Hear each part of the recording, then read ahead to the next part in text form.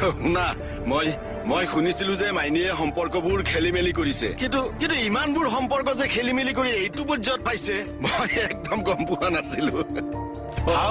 হাওক দুদিন পাছত সমুদ্ৰ আৰু অমৰ অফিচলৈ আহিব তেতিয়া চাম নহয় আপোনাৰ এই হাঁহিটো থাকে নে নাথাকে। কি হ'ল গহীন হৈ গ'ল যে? তোমাক কি দিলে কেৱল 30% শ্বেয়াৰ দি পেলাই থৈ দিলে। ইমান দিনে মোক বুৰ্বক বনাই ৰাখিছে কিন্তু মই এতিয়া বুৰ্বক হৈ নাথাকো। নিজৰ অধিকাৰৰ পৰা মোক বঞ্চিত কৰিব নোৱাৰে এতিয়া কোনেও। ময়ো আনৰ অধিকাৰ কাঢ়ি আনি জীৱনত মই একোৱে নাপালো। ন অধিকাৰ ন সন্মান।